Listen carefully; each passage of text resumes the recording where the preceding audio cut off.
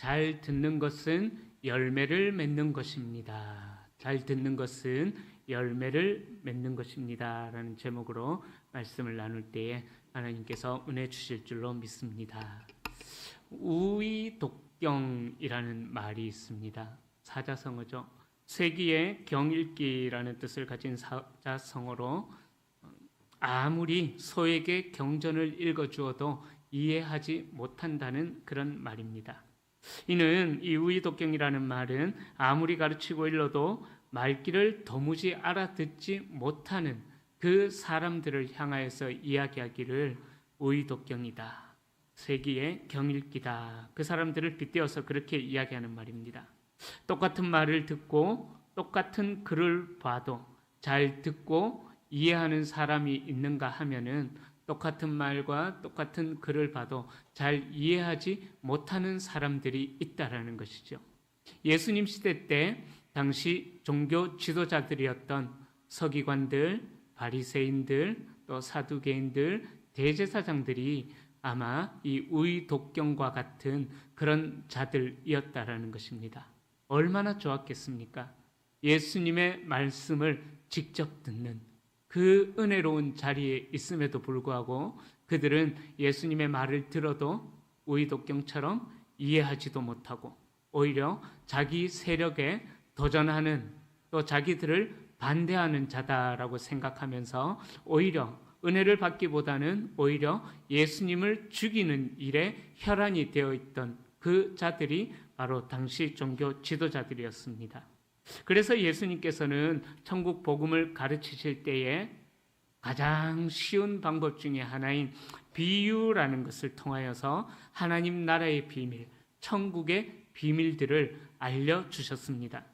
우리가 읽었던 이 마태복음 13장은요, 보통 알고 있기를 비유장이다라고 그렇게 이야기하는데 우리가 1절부터 9절까지 잘 알고 있고 그리고 23절부터 27절까지는 우리가 잘 알고 있습니다.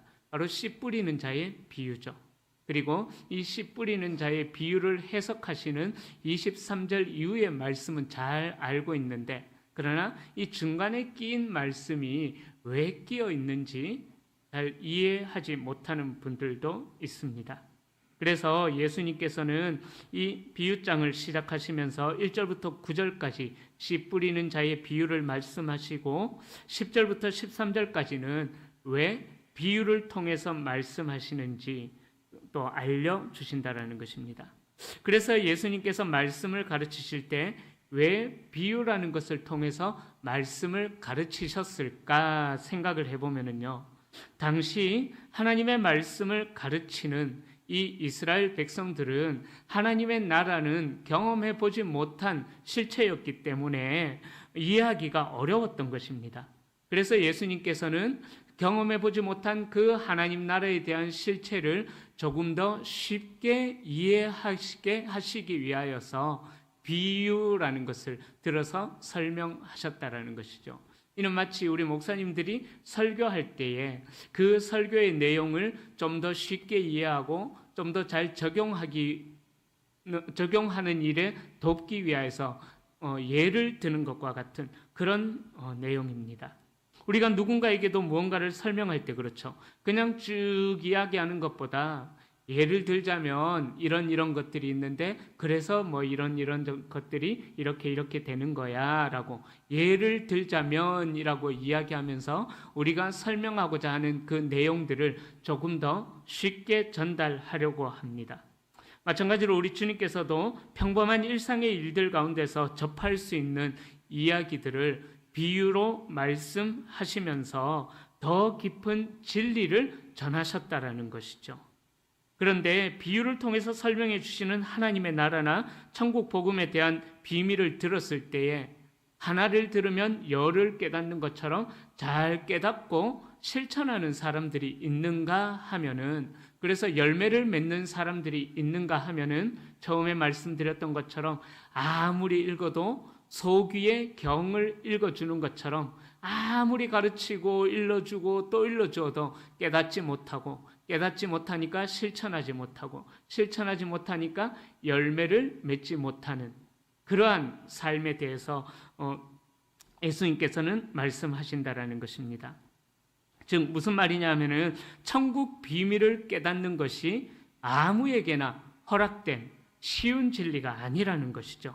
그래서 오늘 본문에서는 예수님께서 제자들을 또 따로 불러내셔가지고 비유로 말씀하신 이유를 다시 설명해 주면서 정말 예수님을 따라다니는 제자들과 그저 쇼맨십처럼 예수님을 따라다니는 일종의 공연을 하는 사람을 보는 것처럼 팬클럽처럼 예수님을 따라다니는 그러한 사람들을, 제자들과 팬클럽과 같은 사람들을 분리해 내신다라는 것입니다. 그리고 이 말씀을 통해서 마태가 이야기하려는 것이 뭐냐 하면은 똑같이 복음을 들어도 듣지 못하고 깨닫지 못하는 유대인들을 대상으로 해서 마태는 지적을 하고 있는 것입니다. 여러분, 우리가 어떻게 하면 하나님 나라의 비밀을 들었을 때 깨달을 수 있고 또 그 비밀을 깨달은 자들은 어떤 삶을 살아야 되겠습니까? 오늘 본문을 통해서 그 은혜를 나누고 또 말씀이 우리 가운데서 아름답게 열매 맺혀지는 복된 성도님들이 다 되시기를 예수님의 이름으로 축복합니다. 첫 번째, 말씀을 받는 우리의 마음이 어떠해야 되는지에 대해서 1절부터 9절에서 말씀하고 있습니다. 오늘 말씀은 1절부터 계속 읽어 나갔으면 좋겠는데 너무 기니까 중간에 핵심적인 구절만 제가 뽑아서 좀 읽었습니다. 그런데 1절부터 9절에 또 우리가 좀 살펴보려고 합니다. 예수님께서 바닷가에 나오시자 많은 사람들이 예수님께 몰려들었습니다. 너무 많은 사람들이 몰려드니까 예수님은 그곳에서 조금 위치를 옮기셔서 배에 올라가서 사람들에게 말씀을 가르치십니다.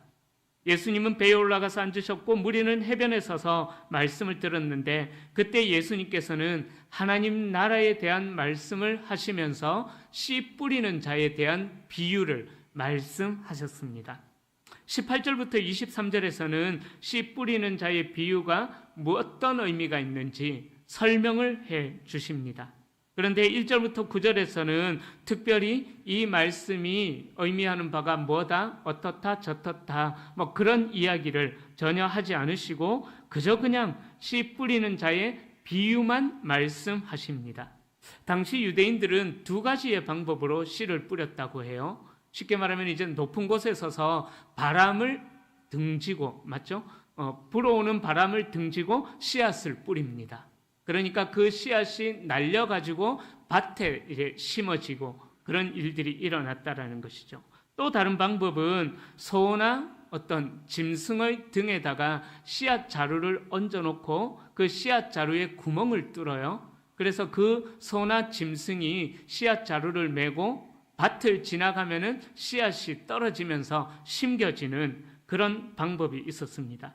그런데 오늘 본문에서는 예수님께서 농부가 바람을 등지고 바람을 날려오는 방향을 따라서 씨를 뿌리는 그러한 장면을 언급하고 있는 것입니다. 어느 날 농부가 바람을 등지고 씨앗을 뿌려요. 그런데 어떤 씨앗은 길가에 떨어져서 우리가 많이 들어봤죠, 그죠? 어릴 때부터. 어떤 씨앗은 길가에 떨어져서 금방 새에게 먹히고 말았습니다. 어떤 씨는 흙이 얕은 돌밭에 떨어지니까 뿌리가 깊지를 않아요. 그러니까 해가 뜨니까 금방 말라버렸다라고 이야기합니다. 또 어떤 씨는 가시밭에 떨어져서 좀 올라오는 것 같다가 그 가시 때문에 기운이 죽어지고 막혀버려서 자라지를 못했다라는 것이죠. 또 마지막으로 어떤 씨는 좋은 밭에 떨어져서 100배, 60배, 30배의 열매를 맺었다라는 내용이 우리가 어릴 때부터 정말 귀에 딱지가 않도록 들어왔던 말씀이 오늘 본문의 내용입니다. 여러분, 하나님께서는 우리에게 말씀을 이렇게 많이 들을 수 있는 기회를 허락해 주셨습니다. 마치 농부가 바람을 등지고 수많은 씨앗을 바람에 날리는 것처럼 정말 많은 말씀을 우리가 들을 수 있는 기회를 허락해 주셨습니다. 또 우리가 주신 말씀을 늘 가까이 하고 쉽게 잘 이해할 수 있도록 요즘 시대, 특별히 21세기가 된 이 시대에는 이 말씀이, 우리에게 들려진 말씀이 더 쉽게 이해가 되어지도록 아주 좋은 환경도 허락해 주셨습니다. 스마트폰과 인터넷의 발전으로 얼마든지 제가 자주 말씀드렸던 것 같아요. 내가 원하는 목사님의 원하는 종류의 원하는 시간에 언제든지 들을 수 있는 아주 이런 좋은 시대가 되었습니다. 너무나 말씀이 풍요로운 시대를 우리가 살아가고 있습니다. 그런데요, 저는 이런 생각들을 해봅니다. 말씀이 풍요로운 시대이지만 반대로 생각해 볼 때 어찌 보면은 말씀이 메말라가고 있는 것은 아닐까. 너무나 많은 말씀이 우리에게 들려지는 좋은 시대를 살아가고 있지만 그러나 이 말씀이 메말라가고 있는 것은 아닐까. 우리의 심령에서 그런 생각들을 한번 해보게 되었습니다. 무슨 말이냐 하면은 내 귀에 듣기 좋고 공감되는 정도의 달달한 말씀을 우리가 얼마든지 찾아다닐 수 있는 그런 환경에 접해 있다라는 것이죠. 제 아내도 집에서 늘 유명한 목사님들의 말씀을 자주 듣습니다. 저도 설교를 준비하면서 설교를 다 준비해 놓고 이 본문에 대해서 다른 목사님들은 어떻게 또 설교하시는가 보통 한 7, 8편 정도 설교를 또 한 번 더 들어봅니다. 너무나 좋은 시대이지요. 그러다 보니까는 우리의 삶에서 어찌 보면은 이 달달한 말씀만 쫓아다니다 보니까는 내 귀에 듣기 좋은 말씀만 내가 들으려고 하다 보니까는 어찌 보면은 내 삶의 열매가 맺혀지지 않는 것이 아닐까 그런 생각들을 해보게 되었습니다. 말씀을 듣기는 들어도 우리가 그냥 열매를 맺지 못하고 있기 때문에 어찌 보면은 말씀이 너무나 풍요로운 요즘 이 시대에 오히려 말씀의 가뭄, 말씀이 홍수와 같이 쏟아지는 이 시대에 정말 메마른 논, 바짝바짝 갈라지는 메마른 논처럼 우리가 말씀이 메말라가는 그런 시대를 살아가고 있는 것이 아닐까 생각이 듭니다. 제가 작년에 담임 목사로 우리 대구 성도교회 부임할 때 주위 선배 목사님들께서 제게 충고를 해주셨는데 지금도 하나같이 똑같은 충고를 해주십니다. 어떤 충고를 해주시냐면은 박 목사 설교할 때 부임한 지 얼마 안 되면서 강한 말씀을 전하면 안 돼. 달달한 말씀 전해야 돼. 치는 듯한 설교는 하지 말고 마음에 평안을 주는 말씀만 전해야 돼. 지금 이 시기까지 그런 조언을 받고 있습니다. 그 말씀대로 조언해 주신 그 선배 목사님들의 말씀대로 10개월이 제가 부임하고 10개월이 지나가는 지금 제 설교했던 내용들을 추억해 보면은요, 좋은 대로 그렇게 했던 것 같습니다. 절대 강하게 하지 않고 부드럽게 또 쉽게 또 가능한 또 잘 이해하도록 이해도 유쾌하게 들어가면서 그렇게 말씀을 최대한 부드럽게 전했던 것 같습니다. 본문을 전하다가 보면은 좀 내용이 셀 때도 있습니다. 그러나 내용이 좀 세다 설교를 준비하면서 오늘 내용이 좀 센 것 같다 싶으면은 최대한 언어를 순화해서 부드러운 언어를 사용하면서 유쾌하게 또 듣기에 거북하지 않도록 준비하려고 10개월 동안 참 애를 썼던 것 같습니다. 그런데 이번 주간에는 말씀을 준비하면서 좀 다른 생각이 들었습니다. 제가 지난 4주 동안 우리가 이루어야 할 변화에 대해서 말씀을 좀 나누었습니다. 생각이 나십니까? 생각이 안 나시는 분들은 유튜브에서 대구 성도교회 검색을 하셔가지고 반드시 이 4주간의 설교는 꼭 들으셔야 되십니다. 꼭 들으셔야 되십니다.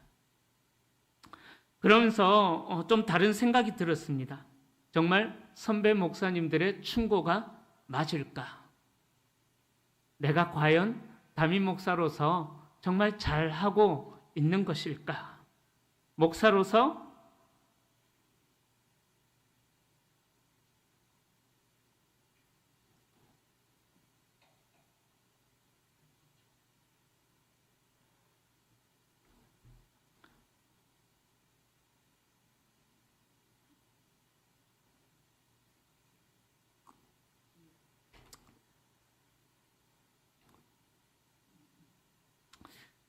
그런 생각이 좀 들었습니다. 목사로서 이렇게 하는 게 정말 맞는 건가 싶은 의문이 들었습니다.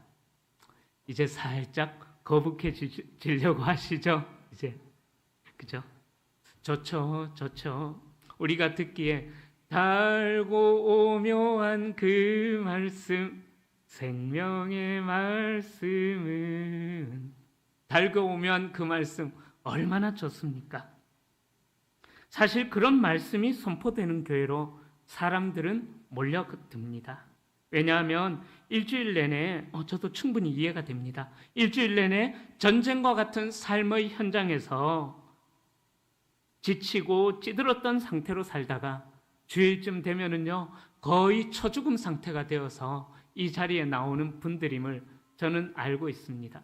저도 직장 생활을 한 5년 정도 하면서 우리 성도님들의 직장 생활을 하는 삶의 형편이 어떠한가 좀 경험을 했었습니다. 저도 직장 생활을 해보니까 주일날 되면은 처죽음이 되더라고요. 그런데 또 어떻습니까? 교회 오면은 이것도 해야 돼, 저것도 해야 돼, 이런 봉사, 저런 봉사, 수많은 봉사들이 우리에게 널려 있습니다. 그렇기 때문에 그런 상태로 와서 30분, 40분 말씀을 듣는데 온 세상에 울리는 맑고 고운 소리, 영창 피아노처럼, 은쟁반의 옥굿을 구르는 소리처럼 그렇게 평안한 소리, 듣기에 편안한 말씀이 들려지는 것 너무나 좋죠. 그러나 우리의 잘못된 삶에 대한 책망과 회개를 선포하는 말씀 앞에는 자리에 앉아 있으니 듣기는 듣지만 귀담아 듣지를 않는다라는 거죠. 왜요? 일단 듣기에 마음에 거부감이 일어나는 거거든요.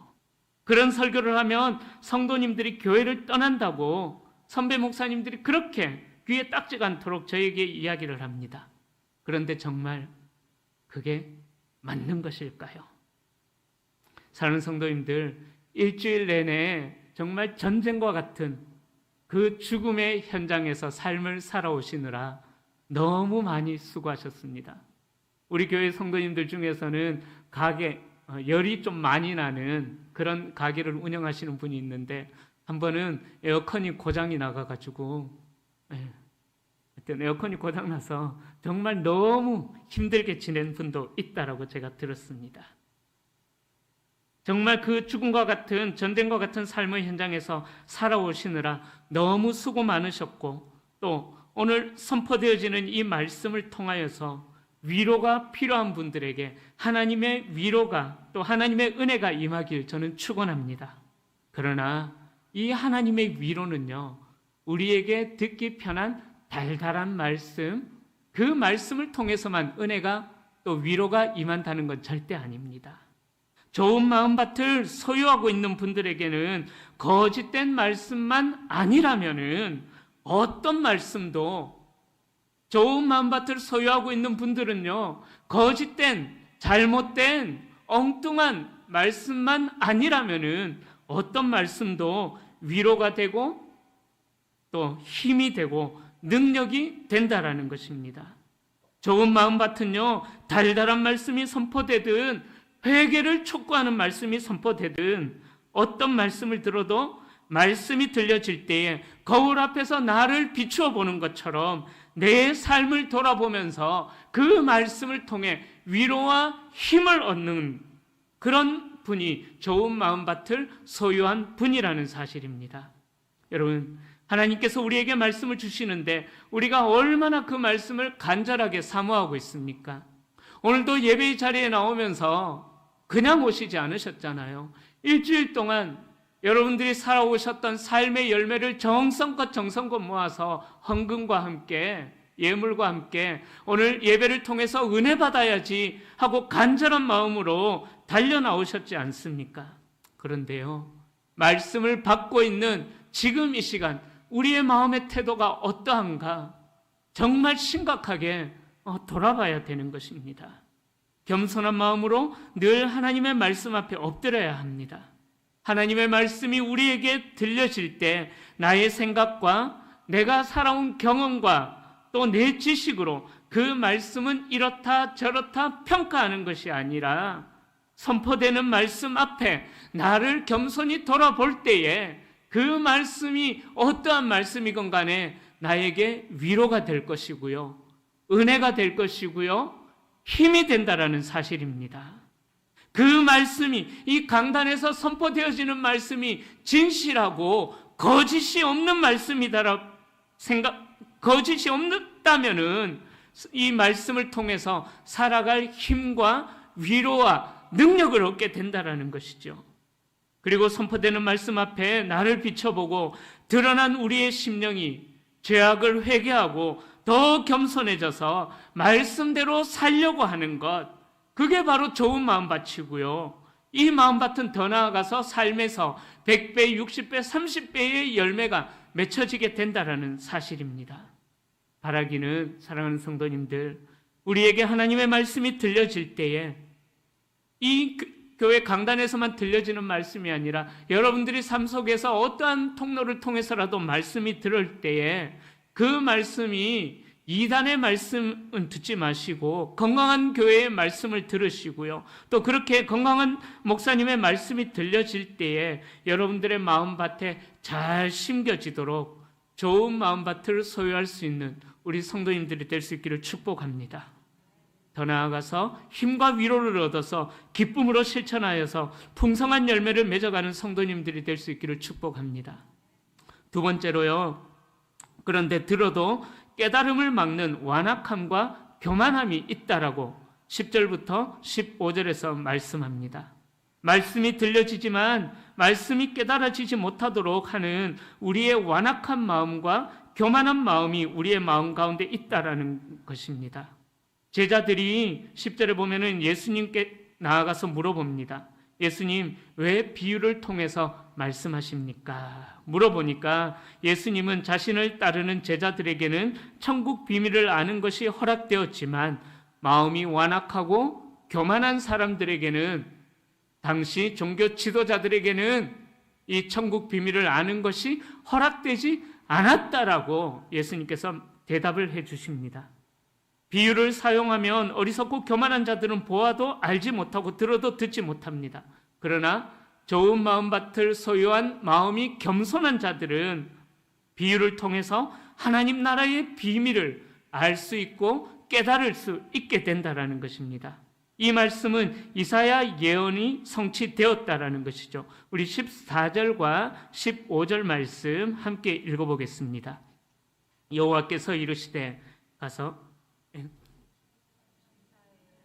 이사야의 예언이 그들에게 이루어졌으니 일렀으되 너희가 듣기는 들어도 깨닫지 못할 것이요 보기는 보아도 알지 못할, 이 백성들의 마음이 완악하여져서 그 귀는 듣기에 둔하고 눈은 감았으니 이는 누구 보고 귀로 듣고 마음으로 깨달아 돌이켜 내게 고침을 받을까 두려워함이라 하였느니라.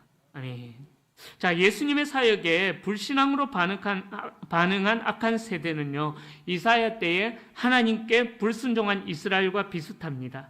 예수님의 메시아 사역에 대한 불신앙은 그들이 하나님께 불순종하는 불신앙과 똑같은 것입니다.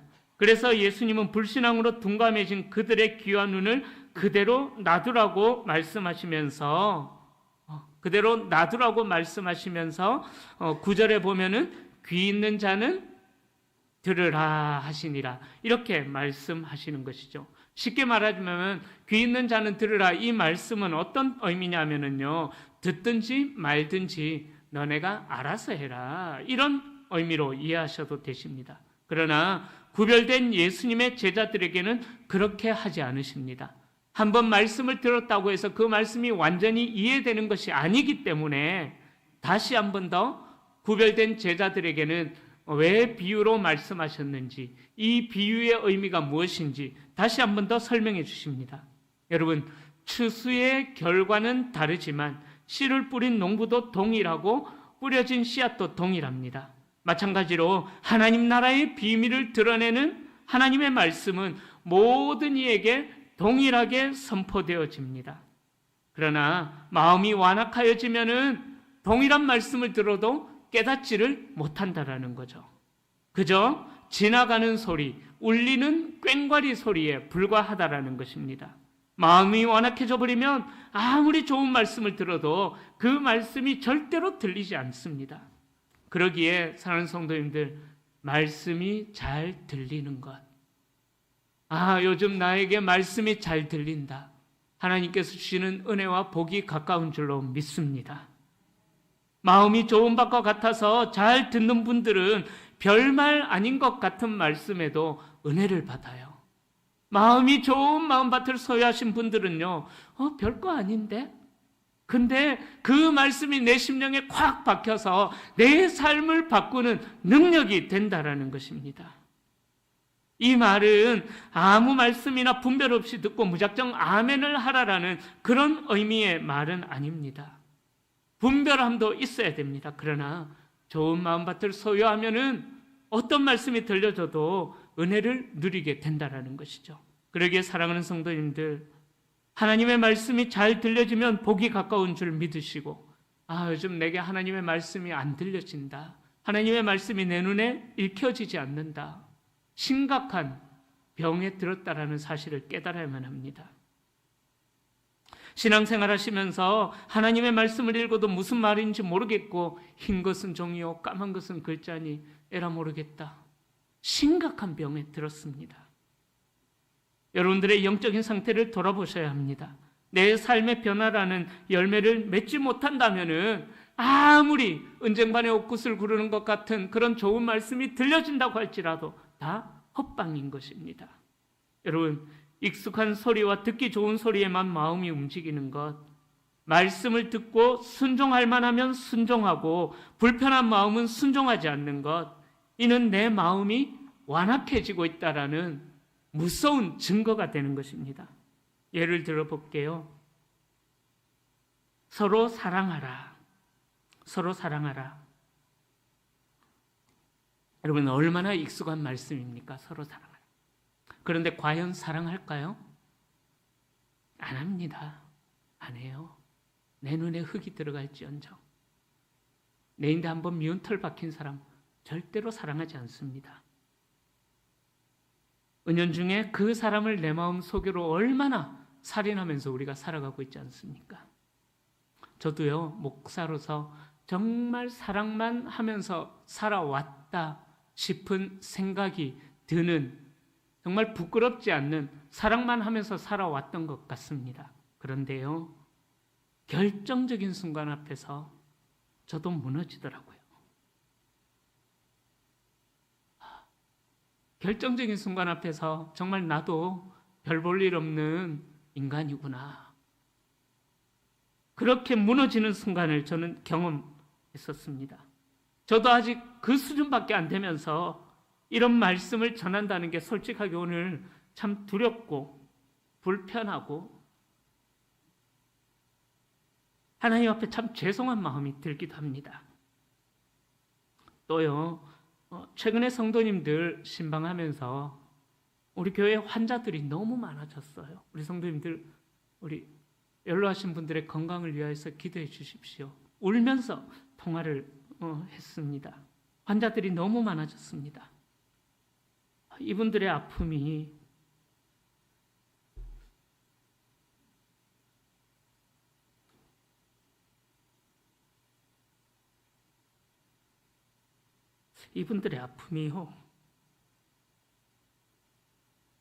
혹시 저의 잘못일까?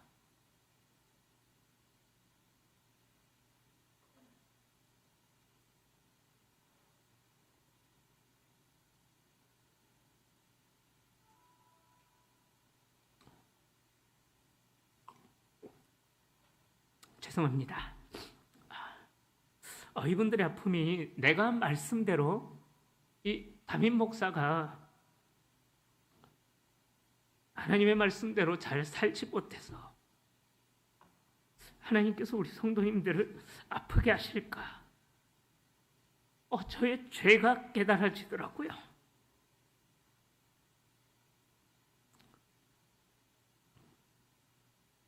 여러분, 저도 역시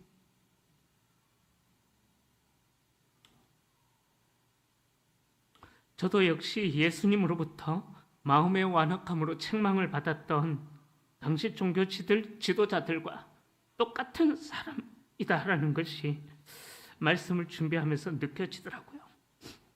그러나 사랑하는 성도님들, 우리의 상황이 어떠하든 간에 하나님의 말씀은 어느 누구에게나 동일하게 선포되어집니다.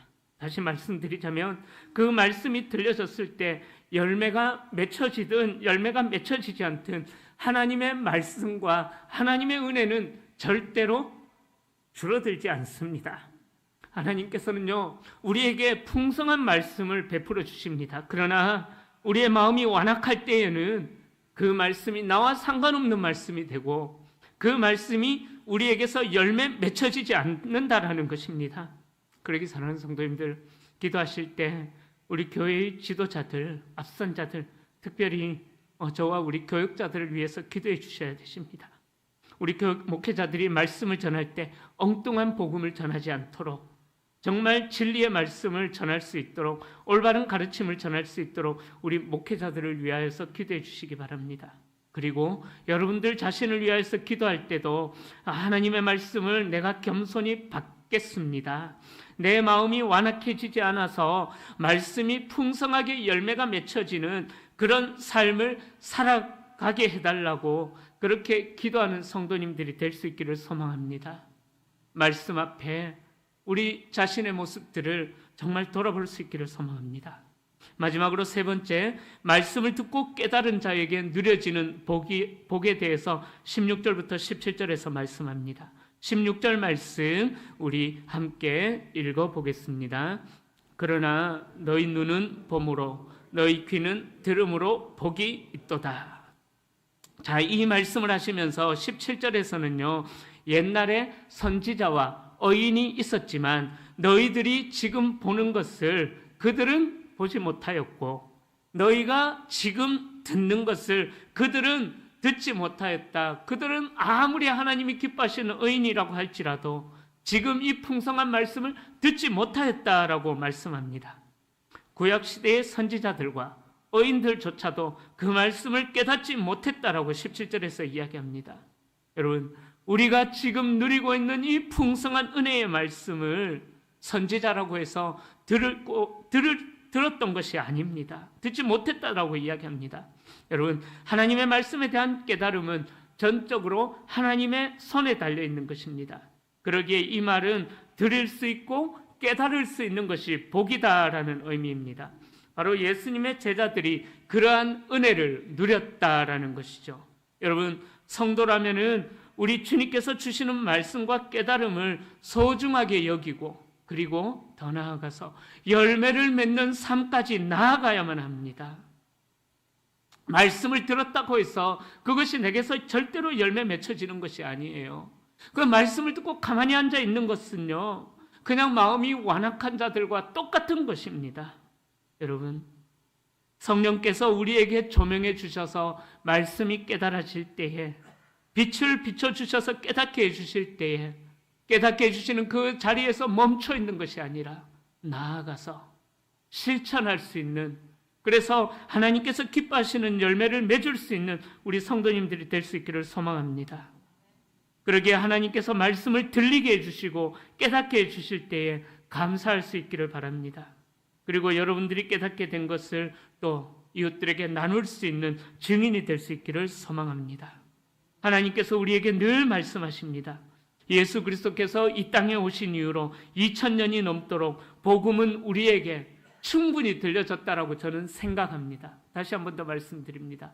예수님께서 오시고 나서 2000년이 지나도록 이 예수 그리스도의 복음은 우리에게 충분히 들려졌다라고 생각을 합니다. 그런데도 교회와 성도가 위기를 겪는 이유가 무엇입니까? 현 시대의 교회의 어려움들은요, 들은 성도 수가 적은 것이 어려움이 아니에요. 현 시대의 교회의 어려움은 들은 말씀대로 살아가는 자들이 적다는 것, 들은 말씀을 열매 맺는 자들이 적다는 것이 문제인 것입니다. 여러분, 깊이 돌아보십시오. 말씀이 들려질 때에 예수님께서 하지 말라라고 하신 것은 다 죄예요. 그걸 안 해야 돼요. 또 하라고 하신 것은 다 명령이에요. 해야 되는 것입니다. 그렇다면 우리에게서 말씀을 들은 우리에게서 어떤 반응이 나와야만 되겠습니까? 다시 말씀드립니다. 현 시대의 교회 어려움은 성도 수가 적은 것이 어려움이 아니에요. 말씀대로 살아가는 성도들이 적다는 것, 이것이 문제의 어려움인 것입니다. 이제는 말씀대로 2000년이나 말씀이 선포되어졌기 때문에 말씀대로 살아서 열매를 맺어야 함에도 불구하고 아직 우리 귀에 듣기 좋은 말씀을, 달달한 말씀을 듣는 데서만 그치고, 오늘 말씀 좋았어, 감동받는 데서 그치고 거기서 만족하는 데서 그치는 것이 문제라는 것입니다. 들은 말씀의 열매를 맺어야 하는 삶에 대해서는 생각지도 않고요. 우리의 모습을 예수님이 어떻게 생각하고 계실까? 그것은 우리의 마음에 전혀 생각지도 않는다라는 것입니다. 사랑하는 성도님들, 깨달음은 실천으로 이어져야 되고요. 실천은 열매로 맺혀져야 되는 것입니다. 그러기에 말씀이 들려질 때 저와 여러분들의 삶이 삶의 열매로 맺혀지는 단계까지 나아갈 수 있는 우리 귀한 성도님들이 다 될 수 있기를 축복합니다. 순간순간 우리의 마음을 잘 돌아보셔서 말씀이 들려지고 깨달아지고, 그래서 100배, 60배, 30배의 열매가 맺혀지는 복된 인생으로 살아가시는 우리 대구 성도교회 모든 분들이 다 되시기를 예수님의 이름으로 간절히 축원합니다. 기도하겠습니다.